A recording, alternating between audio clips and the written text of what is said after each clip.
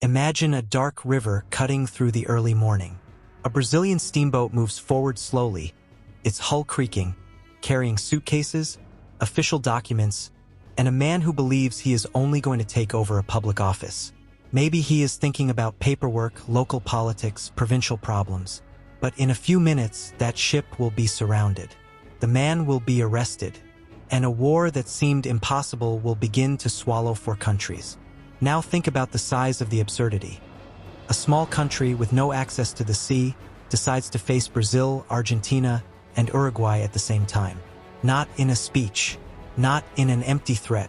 On the battlefield, with cannons, ships, swamps, child soldiers, destroyed cities, and a leader who, until the very last moment, will prefer to die rather than surrender. This is the Paraguayan War, but not that dry textbook version with dates lined up and names that sound like statues.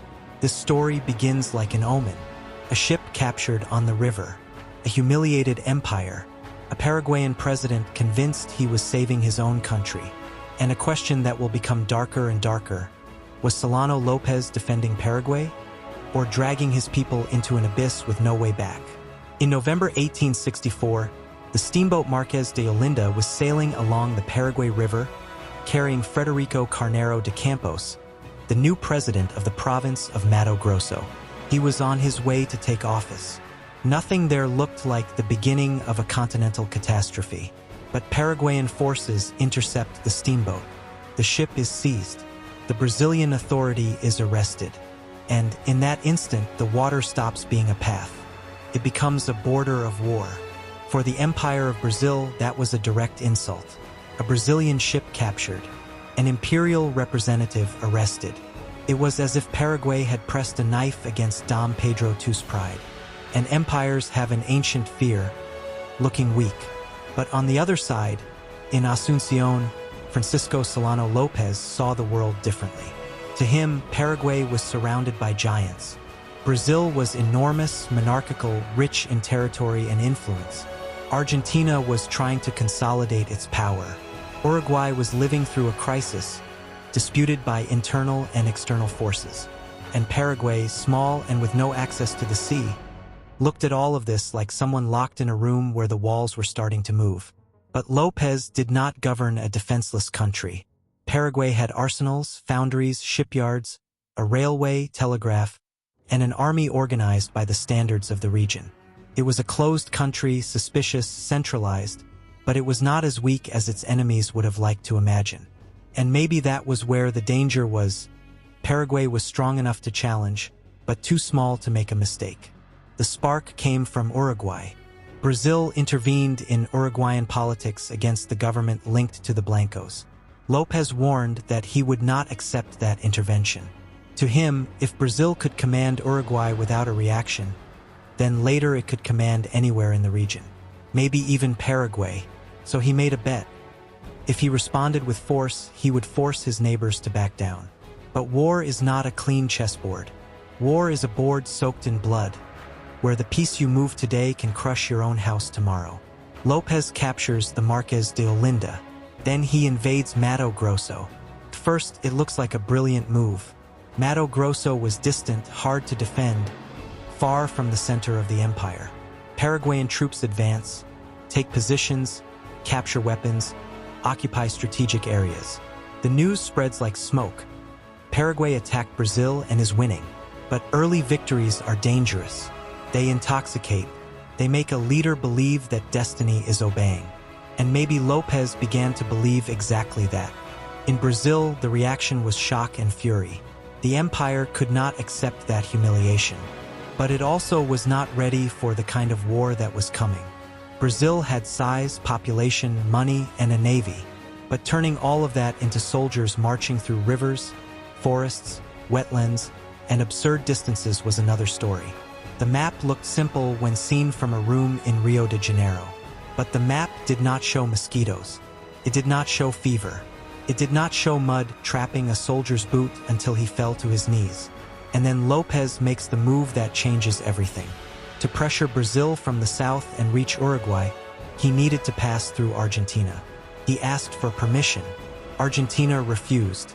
So López decided to cross anyway. In April 1865, Paraguayan troops invade Corrientes. That was the moment the war grew teeth. Argentina enters the conflict. The Colorado-Uruguayan government, supported by Brazil, also joins. The Triple Alliance is born: Brazil, Argentina, and Uruguay against Paraguay. 3 against 1. But do not imagine 3 countries united by friendship. It was an alliance of interests. Brazil wanted to punish López and protect its influence. Argentina wanted to assert authority and prevent invasions. Uruguay wanted to keep the new government in power. They were all holding the same rope, but each one was pulling for a different reason. And on the other side was Paraguay, alone, proud, armed, and increasingly trapped by its own gamble. From that point on, the war starts entering the lives of people who never decided anything. In Brazil, poor men, volunteers, men recruited by force, freedmen, and enslaved people sent as substitutes were thrown into the war machine. Many may not even have known how to point to Paraguay on a map. They left home hearing promises of honor, salary, freedom, or patriotic duty. But what waited for them was not glory. It was heat, hunger, disease, and an enemy that knew every curve of the terrain. In Paraguay, the mobilization was total as well. Men were called into the army.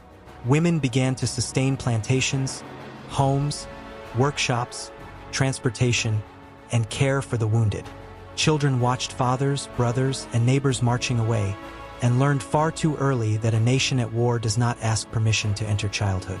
And there was a silent character in this story: the river.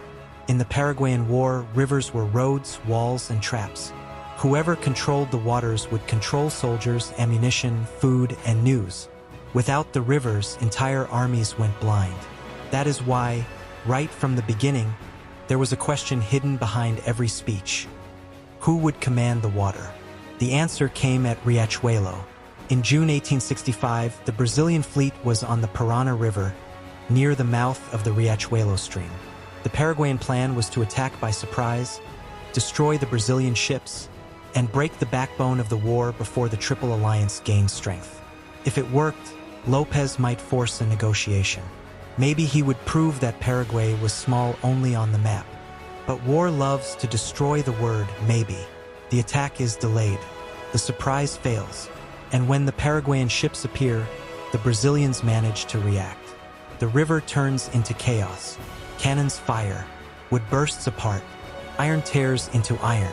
Men fall into the water and try to swim through wreckage, smoke, and blood. There is no heroic music there. Only screams, hot steam, and the dry sound of death arriving from every side.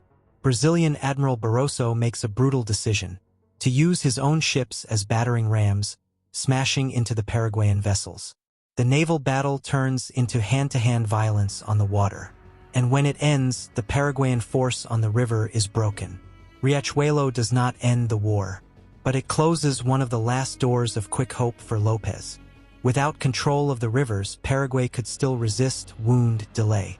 But it could no longer breathe as it had before. The blockade would begin to tighten. Isolation would become more cruel. And that war, which may have been imagined as a quick strike, would begin to turn into a descent to the bottom. But the worst had not appeared yet, because after the ships would come the swamps. The war enters a slower, dirtier, more desperate phase. The Allies need to advance through Paraguayan territory, but every step charges a price. It was not just facing soldiers. It was facing heat, disease, mud, mosquitoes, river, hunger, and distance. A man could escape a bullet and die days later, trembling with fever inside a tent, calling for home. At first, many people imagined a quick campaign. An attack, a response, a victory, a treaty. But now the soldiers understand that they have entered a place where the land itself seems to choose victims. The ground sank. The air weighed heavy. The water rotted. The body grew tired before combat even began. And when combat came, there was nothing beautiful. Only smoke, damp gunpowder, and men obeying orders that might lead them straight to death. In May 1866, that nightmare gets a name: Tuiuti. Tuiuti was one of the largest battles ever fought in South America. And it begins with a gamble by López. After losing space on the rivers, he needed to break the Allies on land. He needed to show that Paraguay could still attack. He needed to turn fear into retreat. So he orders his men to advance. Imagine thousands of Paraguayans emerging through the difficult terrain, running, shouting, trying to break the Allied lines before the artillery could do its job.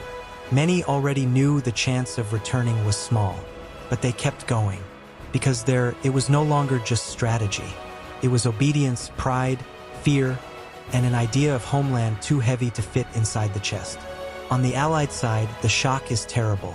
Brazilians, Argentinians, and Uruguayans hold their positions under brutal pressure.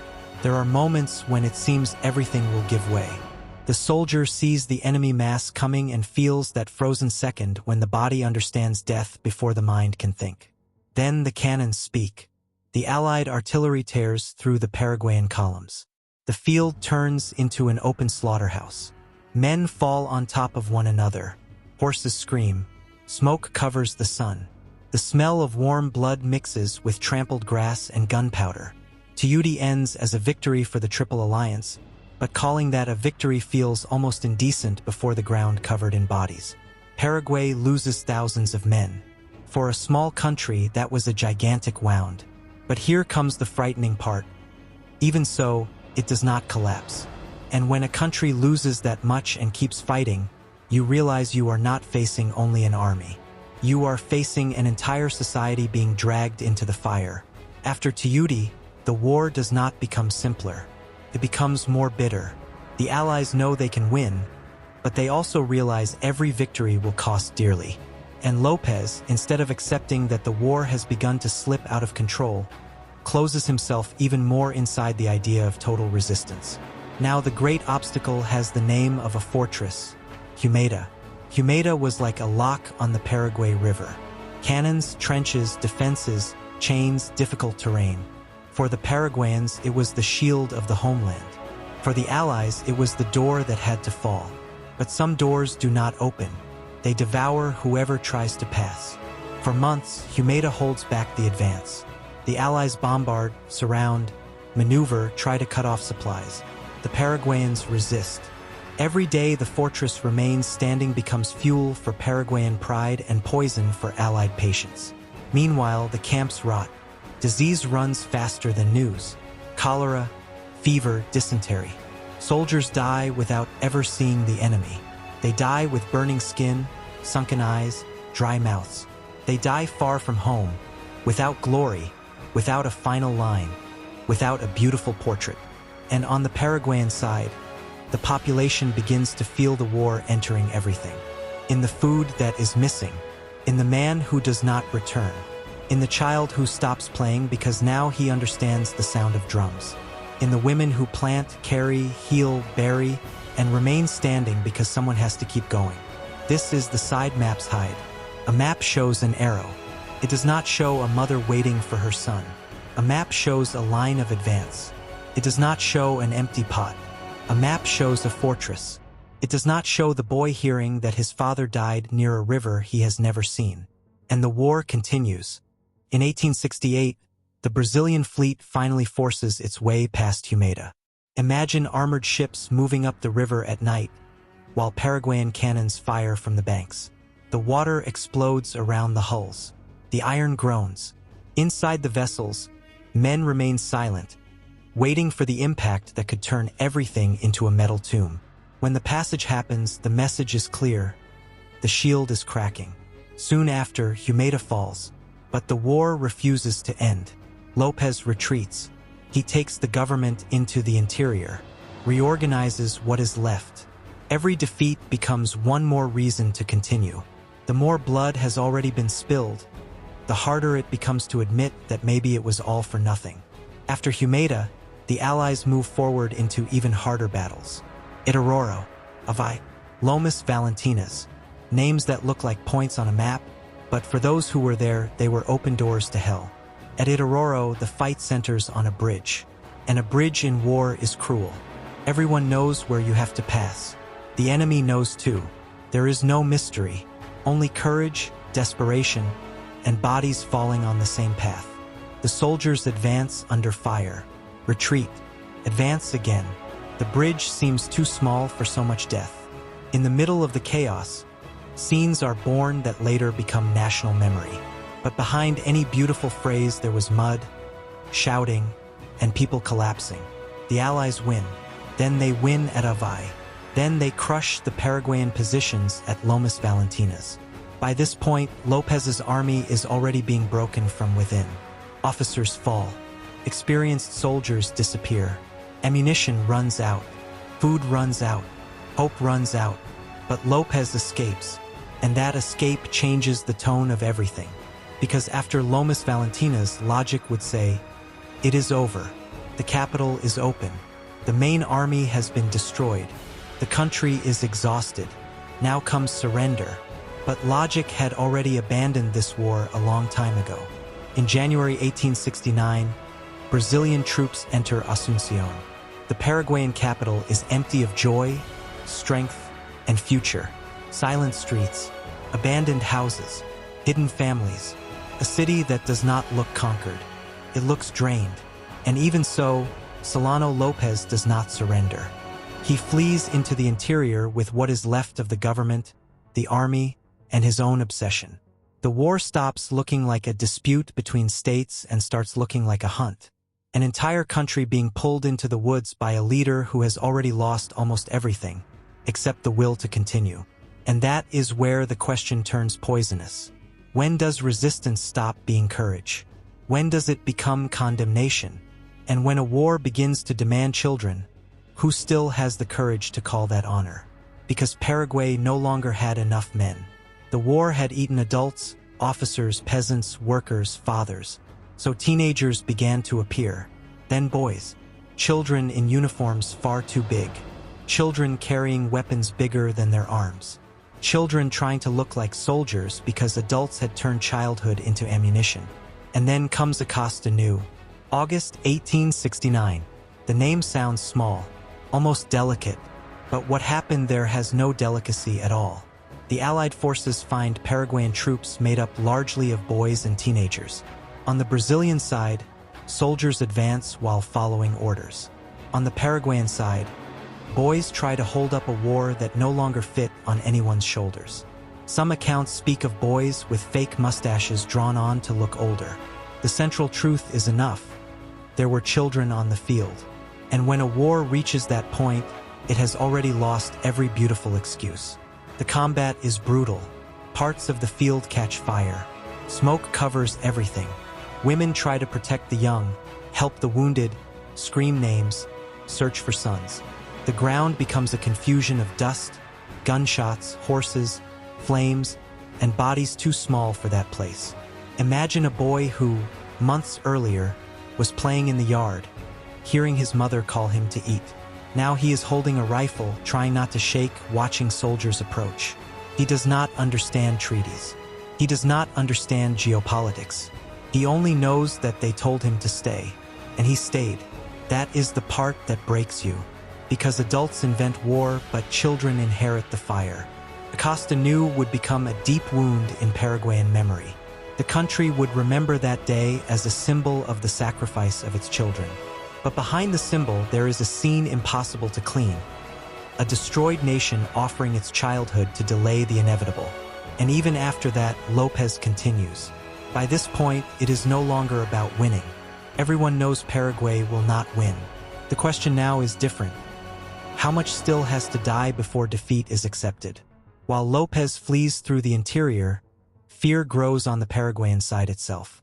When defeat can no longer be explained only by the enemy, power begins to look for traitors. Officers, relatives, people close to the government, anyone can become a suspect. And a country that was already bleeding on the outside begins to bleed on the inside. On the Allied side, there is no purity either. Brazil is winning, but the war charges dearly. Many Brazilian soldiers were poor, freedmen, black men, enslaved men sent to fight in place of their masters. Men whom their own country treated as inferior were used to defend the honor of the homeland. The empire needed the blood of men to whom it denied full freedom. That contradiction would return with the veterans.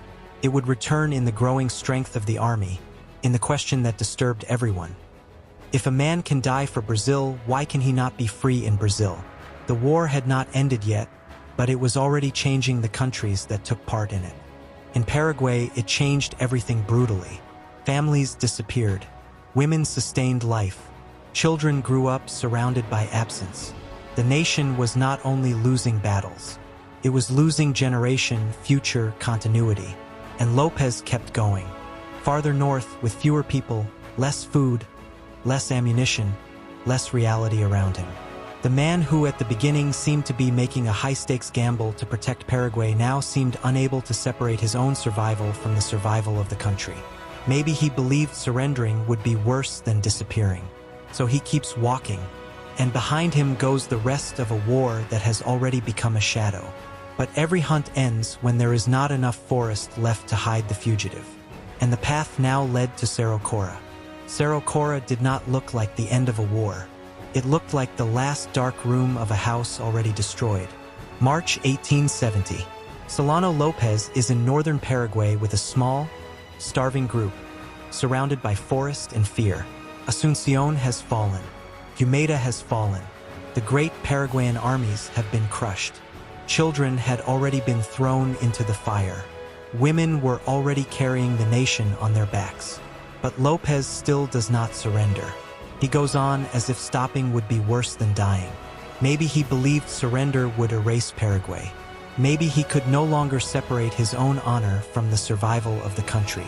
After so much blood, admitting defeat seemed to turn all the dead into nothing. That is one of the most dangerous poisons of war. A moment comes when the leader does not continue because he can win.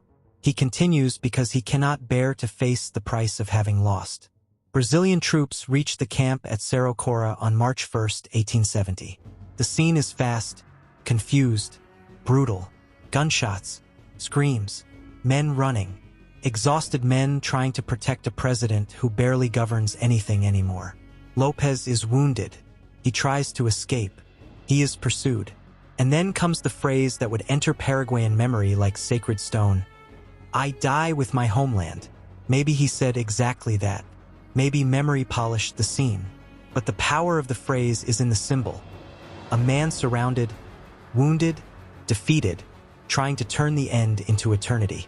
Solano López dies at Cerro Corá, and the war ends. But look at the cruelty of it. It ends when there is almost nothing left to destroy. Paraguay is devastated. It is not just a military defeat. It is a wound across the entire body of the country. Adult men are missing. Entire families are missing. Plantations, tools, food, stability, future are missing. The war took soldiers, but it also took fathers, sons, brothers, workers, children, time. Peace arrives, but it does not enter like music. It enters like smoke after the fire. In Paraguayan villages, the post-war period has the face of a woman. Women who buried husbands. Women who lost children. Women who carried food, the wounded, children, and grief. Now they need to plant again, rebuild homes again, teach children how to live in a country where absence is sitting at every table. Imagine a mother almost setting one extra plate out of habit. Imagine a child asking when his father is coming back, and no one knowing whether to answer with a lie or with silence. Imagine a village where almost every door holds a name that will never be called again. That is how Paraguay continued, not with glory, with fingernails, with hunger, with memory. And that is why this war cannot be told only with maps. A map shows borders. It does not show a widow. A map shows victory. It does not show a child waiting for someone who never comes back. A map shows a treaty. It does not show the sound of an empty house. On the Brazilian side, the victory does not come back clean either. The empire won. The army gained prestige. Commanders became street names, statues, lessons. But the war brought a contradiction that could no longer be hidden. Slaveholding Brazil needed the blood of black men, freedmen, poor men, and even enslaved men to defend the honor of the homeland. Think about that. A man could die for Brazil, but many times he could not live free in Brazil. That question came back with the veterans, came back to the barracks. It came back like a crack in the floor of the monarchy. The Paraguayan War did not end slavery, but it helped make the lie more visible. and it strengthened an army that, years later, would carry weight in the fall of the empire itself. The greatest military victory of the Brazilian monarchy helped feed forces that would take part in its end. History loves hiding knives inside medals. In Argentina, the war also left marks. The central government came out stronger, but many people in the interior saw the conflict as something distant, imposed, far too bloody. Families lost sons in a war that did not always feel like theirs. In Uruguay, victory came with the taste of survival. A small country, squeezed between giants, took part in the alliance, but it did not control the board alone. And so 4 different memories remain. For Paraguay, apocalypse and resistance. For Brazil, victory and contradiction. For Argentina, consolidation and cost. For Uruguay, survival between giants. The same war. For broken mirrors. If stories like this pull you in, subscribe because the next one is even more insane. But stay one more second because the heaviest point comes now. After the gunfire ends, another war begins. The war over the narrative. In Paraguay, Solano López becomes a hero to many. The man who faced 3 countries. The leader who died without surrendering. The symbol of a small homeland crushed by giants. Cerro Corá becomes an altar. Defeat becomes martyrdom. Pain becomes identity. But another question keeps walking in the dark. How many deaths could have been avoided if López had stopped earlier? If you call López only a tyrant, you erase the real fear of a surrounded country. If you call him only a hero, you erase the children, the paranoia, and the final stubbornness. If you call the Triple Alliance only liberators, you erase the devastation. If you call it only a cruel force against Paraguay, you erase López's choices. Nothing stays clean. This war forces you to hold 2 truths at the same time. Paraguay attacked and was also devastated. Brazil won and also carried contradictions. López resisted and also prolonged the disaster. The Allies had reasons and also left a country in ruins. History does not hand over a smooth answer. It hands over shards. But behind the official versions, there were ordinary people. The Brazilian soldier who came back unable to sleep. The Paraguayan boy who never returned from Acosta Ñu. The mother who lost 3 sons. The Argentinian recruited far from home. The Uruguayan fighting in a war too large for his small country. Those people are the center of the story. Not the maps. Not the beautiful phrases. Not the speeches. Because every war, in the end, has to answer one simple question. Who did not come home? And in the Paraguayan War, many people did not come home. The end of the fighting still does not close everything. We still need to understand how that memory was used afterward. How Paraguay rebuilt its identity through tragedy. How Brazil turned victory into military myth. Because Cerro Corá ended the gunfire. But it did not end the war inside memory. The war had ended on paper. But inside the countries, it kept breathing. Because when the last shot echoes, no one presses a button and brings the dead back home. What remains is the hardest part. Explaining what happened, choosing which memories become pride, which become silence, and which are pushed under the rug until someone trips over them again. In Paraguay, reconstruction began on top of absence. Adult men were missing. Arms were missing in the fields. Entire families were missing. Many women had to sustain homes, plantations, children, and memory all at the same time. They were not at the center of military paintings, but they were at the center of survival. Without them, Paraguay might have become only a memory surrounded by ruins. And that is why the war became more than history. It became identity. Paraguay began to see itself as a country that almost disappeared and, even so, continued. Solano López, dead at Cerro Corá, became for many the ultimate symbol of that resistance. The man who faced 3 countries. The leader who preferred to die rather than surrender. The face of a small nation crushed by giants. But every memory has a shadow, because the same figure who became a martyr also carries impossible questions. How many lives could have been spared if he had stopped earlier? How many children would not have gone to the field? Up to what point was resisting defending Paraguay?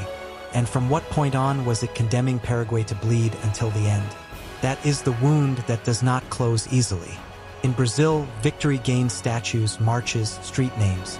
The empire could say it had won the greatest war in its history. But the metal had rust underneath. The war strengthened the army and revealed a contradiction the country tried to hide. Black men, freedmen, poor men, and enslaved men were sent to defend a homeland that often denied them freedom. A man could die for Brazil, but he could not always live free in Brazil. That question returned with the veterans, the barracks, politics. The war did not bring down slavery by itself, nor did it bring down the monarchy by itself. But it helped crack the ground. Years later, slavery would fall. Then the empire would fall. And the army would stand at the center of that new Brazil, full of promises and contradictions. Argentina also came out different. The war helped the central government assert itself, but left marks on provinces that did not always feel that conflict as their own. Families lost sons far from home. Men were taken to a war that seemed to belong more to grand projects of power than to their own lives. In Uruguay, the war confirmed an old truth. Surviving among giants demands strategy, but it charges a price. The country won, but it remained small, squeezed, watching the movement of its neighbors. And so for memories remain. For Paraguay, sacrifice. For Brazil, victory. For Argentina, consolidation. For Uruguay, survival. But none of those words is complete. Sacrifice can hide error. Victory can hide guilt. Consolidation can hide pain. Survival can hide dependence. The same war. For versions. For broken mirrors. And in the middle of those mirrors are the people who almost never appear first. The Brazilian soldier who comes back unable to sleep because he still hears cannons in the dark. The Paraguayan woman who looks at the table and feels the absence of men who will never sit there again. The boy from Acosta Ñu, too small to carry a homeland on his back, but big enough to die for it. The Argentinian recruited far from home, trying to understand why his life was placed inside a dispute so much bigger than him. The Uruguayan fighting in a war where his country had a flag, but did not always have control of the board. Those people are the truth that remains when the dust settles. Not the maps, not the speeches, not the phrases polished afterward. The truth is that every war, in the end, has to answer one simple question. Who did not come home? And in the Paraguayan War, many people did not come home. That is why this story began on a river, because the river saw everything. It saw the Marqués de Olinda being captured. It saw ships catch fire at Riachuelo. It saw soldiers passing with fear, food, ammunition, and fever. It saw the war become mud, swamp, siege, hunger, and destroyed childhood. Then came Tuiuti, and the field showed that the war would not be quick. Then came Humaitá, and the fortress showed that some doors only opened by charging souls. Then came Itororó, Avai, and Lomas Valentinas, and Paraguay began to be broken from within. Then came Acosta Ñu, and the war lost its last beautiful excuse. Then came Cerro Corá, and Solano López died trying to turn defeat into eternity. But the whole script leads to one question. When a leader says he is saving a country, how do you know if he is still saving it, or if he is already dragging everyone into the abyss? That question is not only for Paraguay. It is for any nation that confuses pride with destiny. It is for any government that calls sacrifice honor when the people are the ones who pay the bill. The Paraguayan War was a war of rivers, swamps, maps, and presidents. But deep down, it was a war about limits. The limit of a small country surrounded by giants. The limit of an empire trying to prove strength. The limit of alliances made by interest. The limit of obedience. The limit of resistance. The line between courage and stubbornness. And maybe that is why it still bothers us. Because you cannot put all the guilty on one side and all the innocent on the other. Paraguay attacked and was devastated. Brazil won and carried contradictions. Argentina consolidated power and left wounds. Uruguay survived, but did not come out unharmed. López resisted but also prolonged the horror. The Allies had reasons but left a country in ruins. Nothing stays clean. History does not hand over a smooth answer. It hands over shards, and it is up to you to look at them without looking away. Because in the beginning, it was just a ship on the river. Then it was an alliance. Then it was a continent at war. Then it was swamps full of dead men. Then it was children on the field. Then it was a wounded man saying he was dying with his homeland. And in the end, it was South America trying to understand how it let the water turn red. The war ended in 1870, but every time someone tells this story, the river turns dark again.